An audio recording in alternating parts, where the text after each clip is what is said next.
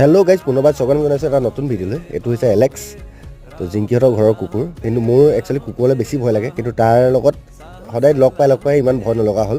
তাৰপিছতে ওলাই গ'ল অলপ ফুৰিবলৈ মানে গাড়ীখন বহুত দিন চলোৱা নাছিলে সিহঁতৰ ঘৰৰ, সেইকাৰণে গাড়ীখন লৈ অলপ ওলাই গ'ল। আমাৰ এইজন হৈছে তেলীয়া মাষ্টৰ, তেখেতক শিকাই দিব লাগে গাড়ী। তো গাড়ী বাইকক লৈ ইয়াক খুব ৰাপ, তাৰপিছত লৈ গ'লো ইয়াক অকল ফিল্ডত। মোৰ গাড়ীখন লৈ শিকাল, তাহাঁতৰখন অলপ দিগদাৰ হয় কাৰণ গাড়ীখন ডাঙৰ। মোৰখন লৈ অলপ দেখাই দিলোঁ তাক কেনেকৈ শিকাবলৈ, কিন্তু একচুৱেলি চলাব পৰা হ'ল। ষ্টাৰ্ট বন্ধ নোহোৱাকৈ ধুনীয়াকৈ 1 নম্বৰ গিয়াৰত ধুনীয়াকৈ চলাব পাৰিছে। তাৰপিছত আহি পালোহি ঘৰ।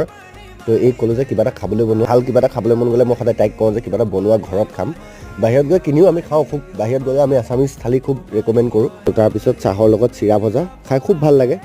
আৰু তাৰপিছতে তাই মাছৰ জোল বনালে ভাতৰ লগত খাবৰ কাৰণে, খাই খুব ভাল পাওঁ। মাংস খায়ো ভাল পাওঁ, কিন্তু মাছটো খাই বেছি সোৱাদ লাগে। যেতিয়া মাছৰ অলপ সোৱাদ থাকে তেতিয়া খাই ভাল লাগে। তাৰপিছত খোৱা আৰম্ভ কৰি দিলোঁ কাৰণ মোৰো দেৰি হৈছে। সেইবাবে আজিলৈ ভিডিঅ'টো ইমানতে এৰিছোঁ। বাই।